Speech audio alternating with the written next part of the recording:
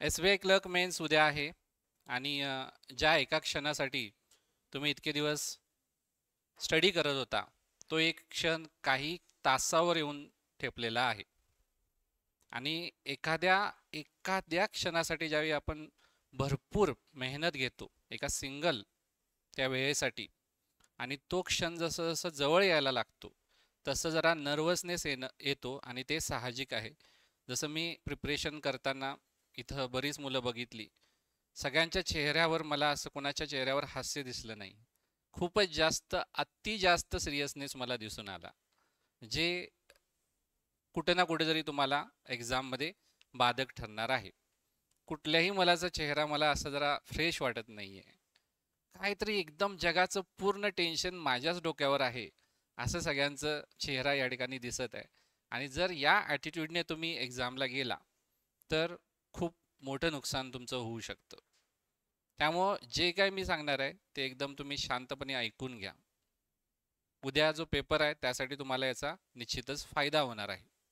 तर ऑलरेडी मी एक video upload केला होता, जर तो बघितला असेल तर चांगली गोष्ट आहे, नाही बघितला असेल तर आत्ता बघा. सो ॲडमिट कार्ड जे आहे हे प्रिलिम प्लस मेन्सचं लागतं. जर प्रिलिमचं हरवलं असेल तर ऑनलाईन FIR करायची असते.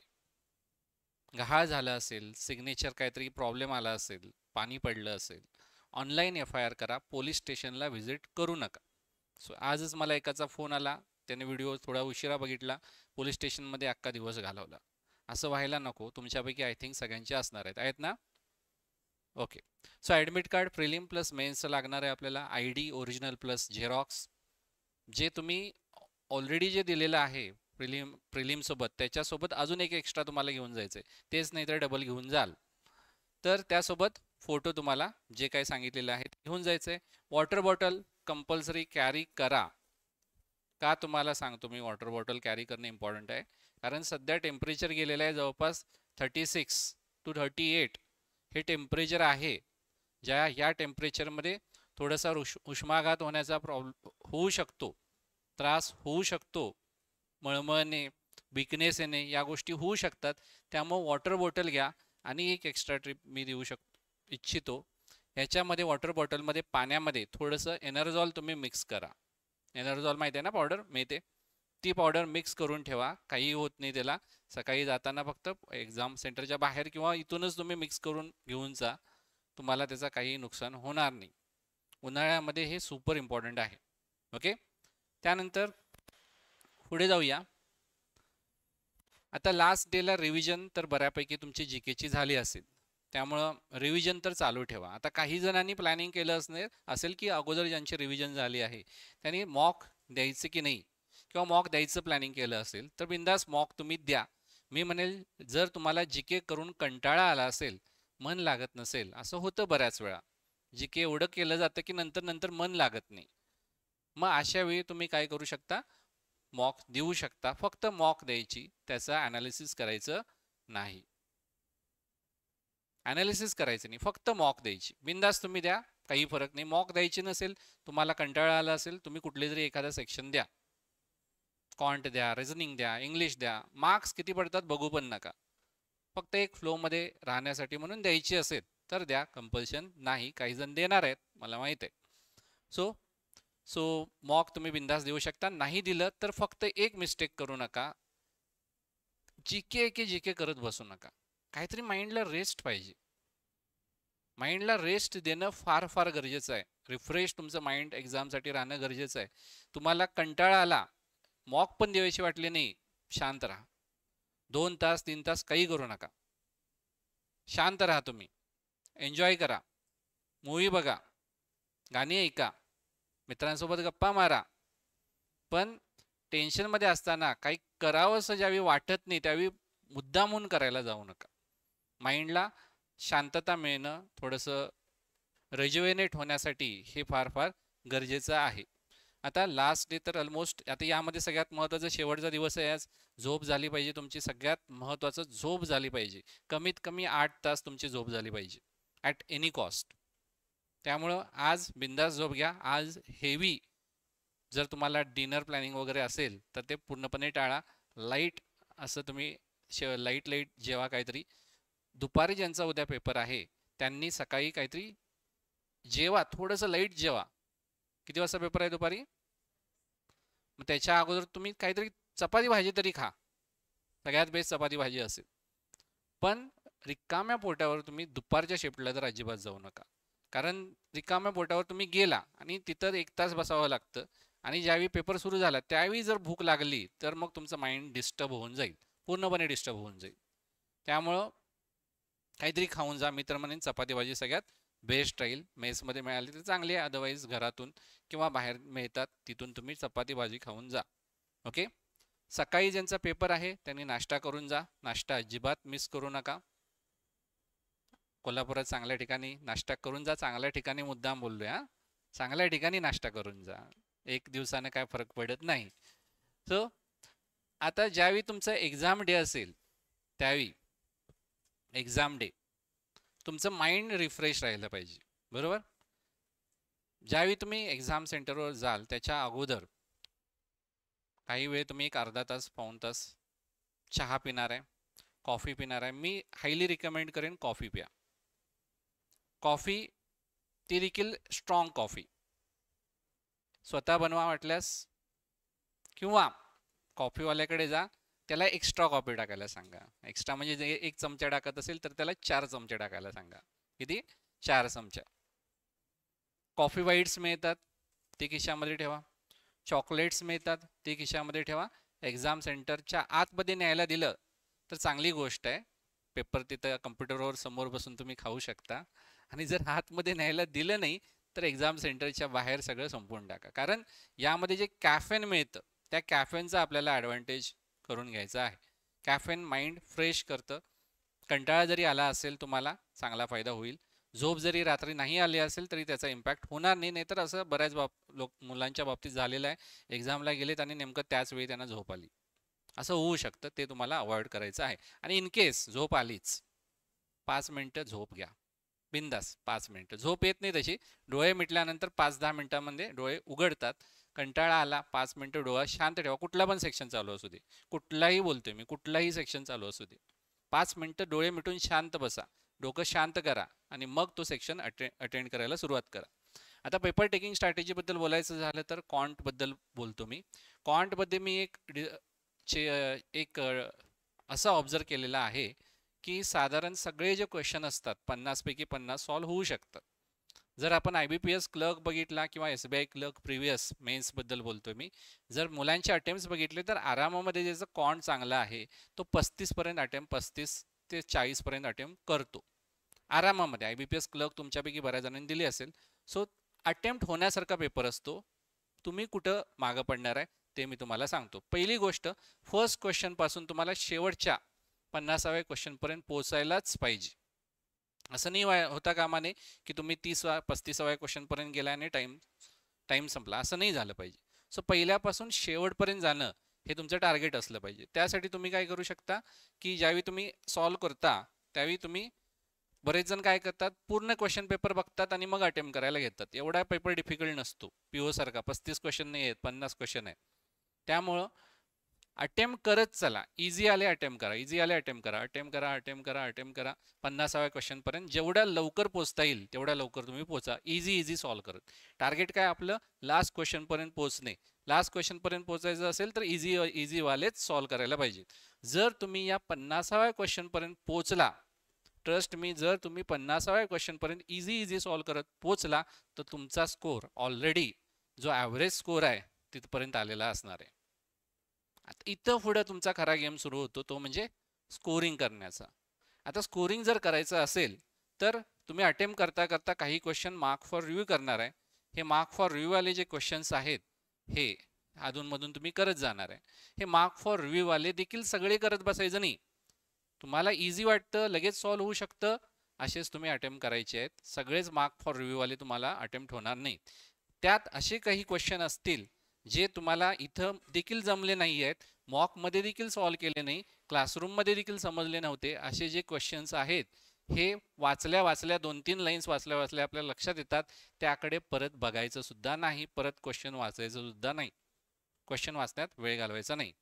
अजिबात बघायचं देखील नाही काय क्वेश्चन होता, तुम्हाला काय मी क्वेश्चन कुठले आहेत किंवा कोण तुम्हाला विचारणे कुठला क्वेश्चन आला होता, वाचायचं देखील नाही. हा वेळ तुम्हाला सेव्ह करायचा आहे. सो जे तुम्हाला येतात तेवढेच अटेम्प्ट करायचे आहेत. पहिल्या क्वेश्चनपर्यंत 50व्या क्वेश्चनपर्यंत पोहोचणे हे आपलं टार्गेट आहे. जो पोहोचेल त्याचा चांगला अटेम्प्ट झालेला असेल.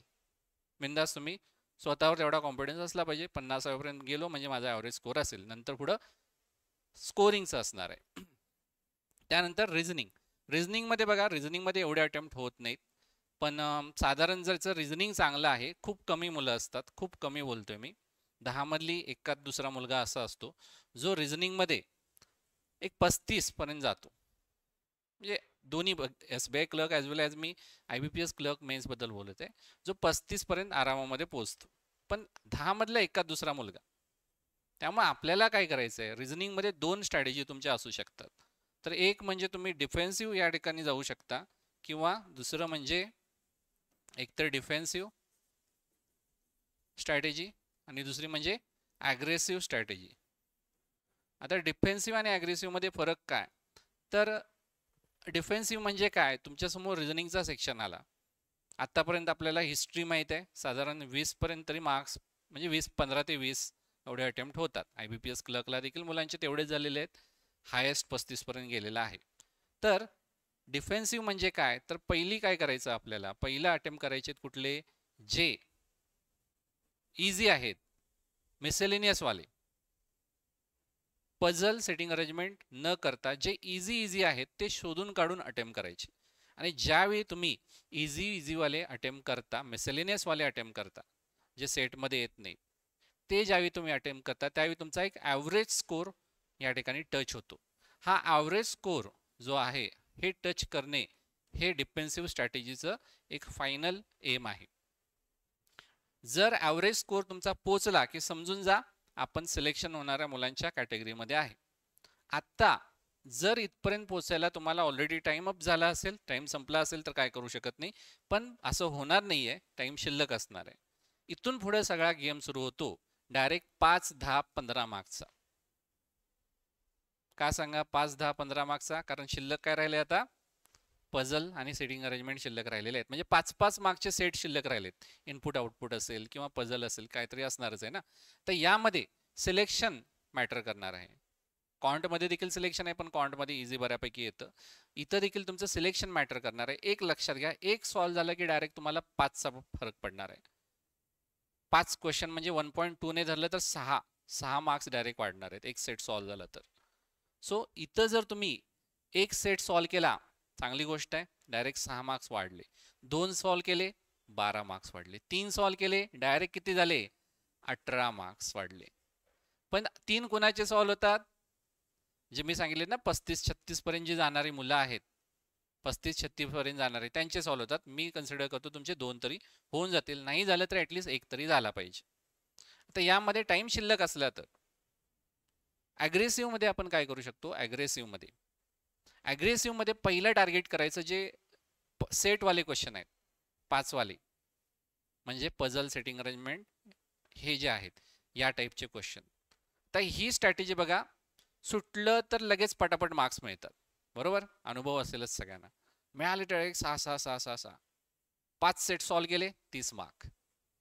सोपं वाटतं ना, पण इथंच खरं गंमत इथंच असते, कारण सुटलं तर तुम्हाला मिळतात, जर तिथं तुम्ही स्टक झाला आणि जर चुकून इगो तुमचा तिथं बाहेर आला, संपलं.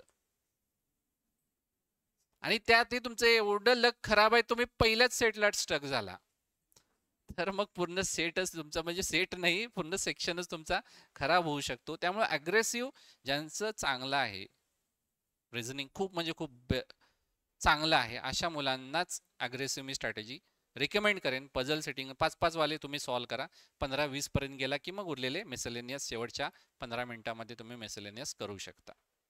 लक्षात आलं. सो कुठली स्ट्रॅटेजी बेटर राहील ते तुम्हाला ठरवायचं आहे, ॲग्रेसिव्ह जायचं की डिफेन्सिव्ह जायचं. दोन्हीचं उगाच कॉम्बिनेशन करायला जाऊ नका. थोडे तुम्ही सोपे सॉल्व करणार, मग लगेच पझलकडे जाणार, पझल जमलं नाही, परत मग सोपे शोधणार, परत पझल शोधणार, हे असं नाही करायचं. एकतर तुम्ही ॲग्रेसिव्ह म्हणजे फुल ॲग्रेसिव्ह मोडमध्ये जा. नाहीतर पूर्ण डिफेन्सिव्ह म्हणजे पूर्ण डिफेन्सिव्ह खेळा. मिनिमम मार्क्स डिफेन्सिव्हमध्ये बघा क्रिटिकल रिझनिंग देखील येतातच. क्रिटिकल रिझनिंग बिंदास अटेम्प्ट करा. मी परत परत सांगत आहे, क्रिटिकल रिझनिंग तुम्हाला अटेम्प्ट करावेच लागतील. 8 अटेम्प्ट केला तर त्यातले 6 तरी तुमचे करेक्ट येतील, 6 अटेम्प्ट केला तर 4 तरी करेक्ट येतील. हे डिफेन्सिव्हमध्येच येतात. क्रिटिकल रिझनिंग म्हणजे हे काय ॲग्रेसिव्हमध्ये येत नाही आहे. ओके. त्यानंतर इंग्लिश जर तुम्ही डेली सेक्शनल टेस्ट देत असाल, मी सांगितले सिलेक्शन होईपर्यंत डेली सेक्शनल टेस्ट द्यायची, ती जी स्ट्रॅटेजी आहे ती चेंज करायची नाही. भलेही क्वांट रिझनिंगमध्ये काय उलटापालट होऊ दे, इंग्लिश सेक्शनमध्ये उलटापालट होऊ शकत नाही. जे आतापर्यंत पडलेलं आहे त्याप्रमाणेच पेपर येऊ शकतो. याच्यामध्ये पडून काय होणार आहे सांगा? जास्तीत जास्त डिफिकल्टी लेवल वाढवतील, बाकी काय होणार आहे? यामध्ये तुमची जी स्ट्रॅटेजी सेक्शनल टेस्टला आहे तीच इम्प्लिमेंट करायची आहे.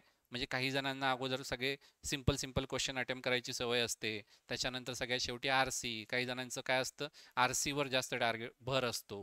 पहिल्यांदा आरसी करायचे, मग मिसलेनियस करायचे. जे तुम्ही मॉकमध्ये केलंय, जे तुम्ही मॉकमध्ये केले तेच करायचं. तिथं जाऊन ऑन द स्पॉट वेगळं काय करायचं नाही. इतके दिवस तुम्ही जे डेली सेक्शनल टेस्ट दिलेले आहेत तेच तिथं करायचं आहे. जस्ट ही एक अनदर सेक्शनल टेस्ट आहे असं कन्सिडर करून इंग्लिश सेक्शन तुम्ही अटेम्प्ट करा. त्यानंतर येतो जीके. जीके मध्ये क्वेश्चन 50 आहेत. त्यामुळं ऑब्व्हियसली या ठिकाणी पहिल्यापासून 50व्यापर्यंत पोहोचणं तितकं सोपं नाही आहे. त्यामुळं सगळा क्वेश्चन पेपर वाचतो आणि मग अटेम्प्ट करायला लागतो असं करायचं नाही. असं करायला गेलेत आणि बरेच जण फसलेले आहेत.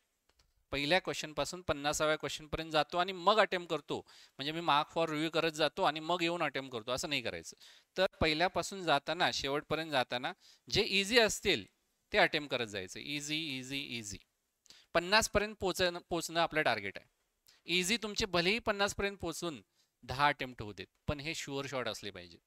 काय सांगतो मी, 10 होऊ देत पण ते शुअर शॉट असू दे. पहिला तुमचा हात गेला, हात बसला, 10 पडले, 15 पडले, 20 पडले. ज्यावेळी तुम्ही 50व्या क्वेश्चन पर्यंत पोहोचता त्यावेळी आपल्याला कळतं की आपला स्कोर हा ॲव्हरेज स्कोर एवढा आहे, ॲव्हरेजच्या खाली आहे की ॲव्हरेजच्या वर आहे. कळतं ना, एक अंदाज येतो आपल्याला. हे कुणालाच येणार नाही, हे मलाच जमणार आहे. कळतं ना आपल्याला, हे सगळ्यांना जमेल, हे मला येणार नाही. कन्फ्युजन आहे, होतं ना असं. सो या केसमध्ये एक शेवटपर्यंत तुम्ही गेला, मग जाता जाता तुम्हाला काय करायचंय, मार्क फॉर रिव्ह्यू जे केलेले आहेत तुम्ही. तर मार्क फॉर रिव्ह्यू कुठले करायचे? उगाच काय पण करत बसायचं नाही. Mark for review, mark for review असे क्वेश्चन करायचे ज्याच्यामध्ये तुम्हाला 2 ऑप्शनमध्ये कन्फ्युजन आहे किंवा 3 ऑप्शनमध्ये कन्फ्युजन आहे. म्हणजे पहिली गोष्ट माहीत असला पाहिजे तो क्वेश्चन. दुसरं गोष्ट म्हणजे काही ऑप्शन तुमचे ऑलरेडी एलिमिनेट झालेले असले पाहिजेत. 2-3 ऑप्शनमध्ये, 3 पण खूपच झालं ॲक्च्युली, ठीक आहे मी म्हणेन 3 पर्यंत जा तुम्ही. 3 ऑप्शनमध्ये कन्फ्युजन आहे, 2 तुम्ही एलिमिनेट केलेले आहात. हेच फक्त मार्क फॉर रिव्ह्यू करा ज्याच्यामध्ये तुम्ही अजिबातच शुअर नाही आहे, जी माहिती तुम्ही वाचलीच नाही आहे, काय वाचतो हे समजतच नाही आहे, ते मार्क फॉर रिव्ह्यू देखील करायचे नाही. त्याच्यावर आपल्याला एक सेकंड देखील वेस्ट करायचा नाही आहे. त्यामुळं मार्क हे सगळे तुमचे एक अटेम्प्ट झाले. सेफ स्कोर आला तुमचा एक 10 स्कोर आला. 10 स्कोर आल्यानंतर आपण आता मार्क फॉर रिव्ह्यू बघणार आहे.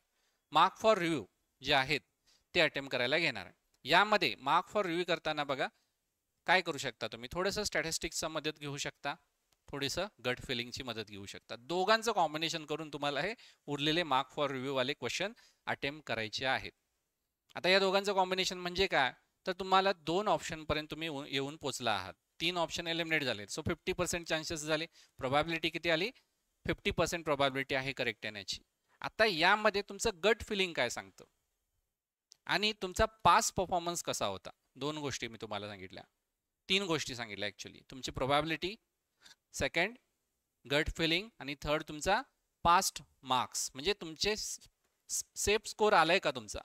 10 तुम्हाला कळलं, 10 मला मार्क्स पडले आहेत, सगळ्यांना 10च पडतील म्हणजे मी जरा काटावरच आहे. तुम्हाला कळलं की मला 15 मार्क्स पडत आहेत आणि मी 5 क्वेश्चन असे केलेत जे कुणालाच येणार नाही आहेत. सो ऑलरेडी तुम्ही फुल 5 मार्क्सने लीडवर आहात. मग या केसमध्ये तुम्ही थोडीशी जास्त रिस्क घेऊ शकता. पण जर तुम्हाला 10 म्हणजे ॲव्हरेज असेल किंवा ॲव्हरेजच्या खाली असाल तर मात्र रिस्क घेण्यात काही पॉईंट नाही आहे. तुम्हाला वेचून वेचून अटेम्प्ट करायचे आहे. उगाच अटेम्प्ट्स वाढवायचे म्हणून अटेम्प्ट करायचे नाहीत, कारण 4 शिफ्टमध्ये पेपर आहेत. नॉर्मलायझेशन होतं. नॉर्मलायझेशन हे बऱ्याच जणांचा अजून एक डाऊट असतो की नॉर्मलायझेशन जे होतं हे तुमचं किती रॉंग आलेत याच्यावर तुमचा स्कोर ठरतो का? अजिबात नाही. तुमचा जो फायनल स्कोर आहे त्यावर नॉर्मलायझेशनचा फॉर्म्युला लागू होतो. तुम्हाला किती रॉंग केलेत याच्यावर त्याच्याशी काही देणं घेणं नाही आहे त्या फॉर्म्युल्याचं. फायनल स्कोर तुमचा सेक्शनल देखील नाही, फायनल टोटल स्कोर यावर नॉर्मलायझेशन होत असतं, किती रॉंग केला यावर होत नसतं. त्यामुळं बिंदास तुम्ही रिस्क घेऊ शकता. सो आता अटेम्प्ट तुम्हाला कुठले करायला सांगितले? जे मार्क फॉर रिव्ह्यू केलेत 3 गोष्टीचा तुम्हाला विचार करायचा आहे. तुम्हाला अगोदर स्कोर किती आहे? ऑलरेडी चांगला स्कोर आला असेल, 20 ऑलरेडी तुम्ही क्रॉस केलेला, चांगला आहे ना. 20-25 चांगला स्कोर आहे. बिंदास रिस्क घ्या. मी किती एवढा फरक पडणार आहे? 8-10 20-25 जर तुमचे स्कोर येत असेल ना, 10 जास्तीत जास्त तुमचे मार्क फॉर रिव्ह्यूला असणार आहेत. मी तुमच्या ठिकाणी असलो, माझे 20-25 जर चांगले आले असते, करेक्ट आले असले, 10च्या 10 मी अटेम्प्ट करून आलो असतो. काय फरक पडणार आहे? ऑलरेडी माझा स्कोर चांगला आलाच आहे ना. जरी 10च्या 10 रॉंग गेले तरी मला फरक पडणार नाहीये.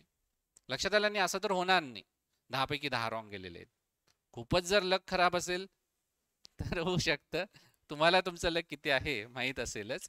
सो 3 गोष्टी बघायच्या आहेत. एक म्हणजे प्रोबॅबिलिटी किती आहे करेक्ट येण्याची, दुसरं म्हणजे गट फिलिंग काय सांगतं, आणि तिसरं म्हणजे किती तुमचे करेक्ट आहेत. लक्षात आलं? अशा रीतीने तुम्हाला हा जीकेचा सेक्शन अटेम्प्ट करायचा आहे. यातलं काही तुम्हाला जे येत नाही वाचायचं देखील नाही. Okay, so avoid preoccupied mindset. मी तुम्हाला आता सांगितलं 10 सांगितलं, 15 सांगितलं, कोणतरी तुम्हाला सांगेल 35 सांगेल. खास करून ज्यांचं सेकंड सेक्शनला आहे तो म्हणाला की माझे कॉन्टला 35 झाले आणि म्हटलं माझे ह्याला 15 झाले. कॉन्ट याला थोडं डिफिकल्ट आलंय. मग आपण सेकंड सेप्टवाले काय म्हणणार? 35 केले त्याने कॉन्टला, माझे पण झाले पाहिजेत. तिथं जाणार आपण बघणार तर आपले 15च झालेत. 15च झाले, सेक्शन सबमिट झाला. मग तो जो माइंडसेटवर तुमचा इम्पॅक्ट झालेला असतो, अरे माझे 35 झाले मित्राचे, माझे 15च झालेले आहेत, माझं काही सिलेक्शन होत नाही. हे जर माइंडसेट तुमचा एकदा क्रिएट झाला ना की मग त्यातनं बाहेर येणं खूप खूप अवघड आहे. त्यामुळे एवढेच मी अटेम्प्ट करणार, तेवढाच माझा स्कोर आला पाहिजे, हे असं काही माइंडसेट अजिबात घेऊन जाऊ नका. खास करून सेकंड शिफ्टवाल्यांनी फर्स्ट शिफ्टवाल्यांना काय विचारायचं? अटेम्प्ट विचारायचे नाही, अजिबात विचारायचे नाही अटेम्प्ट. काय विचारायचं? ओव्हरऑल डिफिकल्टी लेवल कशी होती? इझी, मॉडरेट, डिफिकल्ट, 3च शब्द. त्यानंतर काय काय आलं होतं, कुठला टाईप आला होता, पझलमध्ये कुठला टाईप आलेला. त्यानंतर इंग्लिशमध्ये काही वेगळं आलं होतं का? रिझनिंगमध्ये काही वेगळं होतं का? कॉन्टमध्ये काही वेगळं होतं का? नंबर सिरीज जर असेल, सॉल्व केला असेल तर लॉजिक काय होतं? एवढेच क्वेश्चन विचारायचे आहेत. जीकेचं तर अजिबात विचारूच नका, कारण वेळ पण नसतो सेकंड शिफ्टवाल्यांना, बरोबर. त्यामुळं काही विचारायचं नाही जीकेचं. तुम्हाला या 3 मधलं फक्त टाईप, डिफिकल्टी लेवल एवढंच तुम्हाला विचारायचं आहे. लक्षात आलं? पेपर सुरू व्हायच्या अगोदर जे तुम्हाला सिस्टीम अलोकेट केलेली असते ती नीट आहे की नाही हे चेक करा. काही प्रॉब्लेम असला लगेच हात वर करा, बोलून घ्या. सिस्टीम मला बदलून द्या म्हणून सांगा, तुम्हाला बदलून देतील. एक्झाम चालू असताना जर मध्येच पीसी बंद पडला, काय झालं, तर लगेच हात वर करा. तुमचा टाइम त्या ठिकाणी पॉज होतो, टाइम तुमचा वेस्ट होत नाही. अर्थात मॉनिटर बंद झाला तर मात्र वेस्ट होऊ शकतो, पण जर पीसी आपला सीपीयू बंद पडला तर मात्र तुमचा टाइम जिथे तुमचा थांबलेला आहे तिथून पुढे तुम्हाला मिळतो. मध्ये 10 मिनिटं जरी गेली त्याचा काही इम्पॅक्ट होत नाही. मी हे स्वतः अनुभवलेलं आहे म्हणून तुम्हाला सांगत आहे. ओके, पण मॉनिटर मात्र खराब झाला, मॉनिटर प्रॉब्लेम आला तर मात्र टाइमर थांबणार नाही. सो त्याचं पण काळजी करू नका. अशी जर वेळ आली कुणावर, येऊ नये, पण जर आली तर पॅनिक होऊ नका पहिली गोष्ट, कारण तुम्हाला टाइम मिळणार आहे. निवांत राहा. तो वेळ उलट रिलॅक्स, माइंड रिलॅक्स करायला द्या. 5 मिनिटाचा 10 मिनिट निवांत राहा. काय करतोय करू दे, हां देतोय बदलून देऊ दे, निवांत राहा. लक्षात आलं?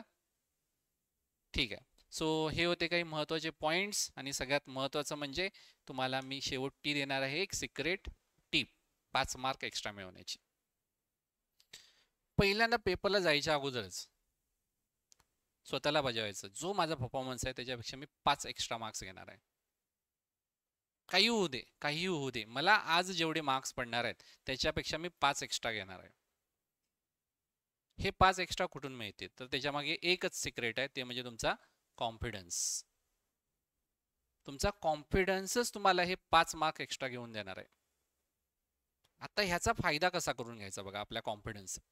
पहिली गोष्ट, एखादा सेक्शन तुमचा डिफिकल्ट गेला, एखाद्या क्वेश्चनला तुम्ही स्टक झाला, तर पहिली गोष्ट ती तुम्ही लगेच विसरला पाहिजे. इगोवर काही नाही घेतलं पाहिजे. ज्याने इगोवर घेतलं त्याला परत पुढच्या वर्षी एक्झाम द्यायला लागेल. जो इगोवर घेणार नाही तो लगेच पुढं मूव ऑन होणार. मूव ऑन होताना देखील स्वतःला बजावायचं, इगोवर घेऊ नको, झालं ते गेलं, मला पुढे चांगले अटेम्प्ट करायचे, पुढे जायचं, अटेम्प्ट करत जायचं. त्याच्यानंतर सेक्शन संपायला आला, सेक्शन संपला, पुढचा सेक्शन सुरू व्हायच्या अगोदर स्वतःला म्हणायचं, मागचा सेक्शन खराब गेलाय माझा, याचा इम्पॅक्ट मी या सेक्शनवर अजिबात याचा इम्पॅक्ट पडू देणार नाही. स्वतःला बजावायचं, बोलायचं स्वतःसोबत, ह्याचा इम्पॅक्ट मी ह्या सेक्शनवर देणार नाही, मला माझा जे आता स्कोर येईल त्याच्यापेक्षा 5 मार्क एक्स्ट्रा मिळवायचे आहे. कॉन्फिडन्स ठेवा. मागचा झालं ते झालं, आता आपण बदलू शकत नाही. आता हा सेक्शन माझ्या हातात आहे, पुढचे 2 सेक्शन माझ्या हातात आहेत, मी एवढा चांगला परफॉर्मन्स देईल, 5 मार्क्स मी एक्स्ट्रा घेणार. स्वतःला बजावा, हे मुद्दाम बजावा. एखादा पेपर देते, आता तुम्हाला बाबा फटीक येऊ शकतं, थकवा येऊ शकतो, कारण उन्हाळा चालू आहे, थांबा तिथं 2-3 मिनटं, मी म्हणतो 5 मिनटं ब्रेक घ्या, वॉशरूमला जाऊन या, काही फरक पडत नाही. 5 मिनिटांना काही फरक पडत नाही. कॉन्टचा पेपर असू दे, रिझनिंगचा असू दे, किंवा इंग्लिशचा सेक्शन चालू असू दे, 5 मिनिटांनी काही फरक पडत नाही. बऱ्याच मुलांना मी हे सांगितलेलं आहे, मी स्वतः सेक्शन चालू असताना मध्येच 5-10 मिनिटाचा ब्रेक घ्यायला जात असतो. मुलं देखील बऱ्याच वेळा हेच करतात. अगदी क्वांटचा पेपर चालू आहे आणि एखादा माझा स्टुडंट निवांत 5 मिनिटं डोळे मिटून बसलेला आहे, हे देखील मी सीन बघितलेले आहे. सो निवांत पेपर जर तुम्ही दिला तरच तुम्हाला हे एक्स्ट्रा 5 मार्क्स मिळणार आहेत. निवांतपणा म्हणजेच कॉन्फिडन्स तुमचा या ठिकाणी तिथून दिसून येतो. उगाचच तुम्ही हायपर होणार तिथं गेल्यानंतर, काहीतरी करायचंय असं नाही. निवांत राहा, 5 मार्क्स तुम्हाला डेफिनेटली एक्स्ट्रा मिळतील. स्वतःला बजावा, हे मी एक्स्ट्रा मिळवणारच आहे, तुमचं सिलेक्शन नक्की होईल. सिलेक्शन घेण्यासाठी सिंपल रूल आहे. सिंपल रूल लक्षात ठेवा, कुठलीही एक्झाम असू दे, सगळ्यांची स्टडी झालेली आहे असं मी अज्युम करतो. ओके, जेवढा स्टडी झाला आहे तेवढा सफिशियंट आहे असं मी अज्युम करतो, आणि ॲक्च्युली सफिशियंट आहे. प्रामाणिकपणे अभ्यास केला असेल तर सफिशियंट आहे. फक्त तुम्हाला एकच करायचं आहे, जेवढं येतं तेवढं बरोबर अटेम्प्ट करून यायचं आहे. जेवढं येतं तेवढं अटेम्प्ट करून या, सिलेक्शन नक्की होणार. जेवढं तुम्हाला येतं तेवढे अटेम्प्ट करून नाही आला म्हणून बऱ्याच जणांचं सिलेक्शन होत नाही. येत असतं पण काय ना कधी क्वेश्चन सिलेक्शन चुकतो, कुठे ना कुठे तरी थोडंसं माइंडसेट खराब असतो, या गोष्टीमुळं फक्त सिलेक्शन राहतं. ही वेळ तुमच्यावर यायला देऊ नका. आणि शेवटचा दिवस आहे आज, निवांत झोप घ्या, आणि जे काय मी चॉकलेट, कॉफी वगैरे सांगितलेल्या गोष्टी आहेत बिंदास तुम्ही इम्प्लिमेंट करू शकता. फक्त आज रात्री झोपायच्या अगोदर कॉफी घेऊ नका. ओके, सो SBI क्लर्क मेनसाठी ऑल द बेस्ट, आणि कसा पेपर गेला त्याचा फीडबॅक नक्की द्या. थँक्यू.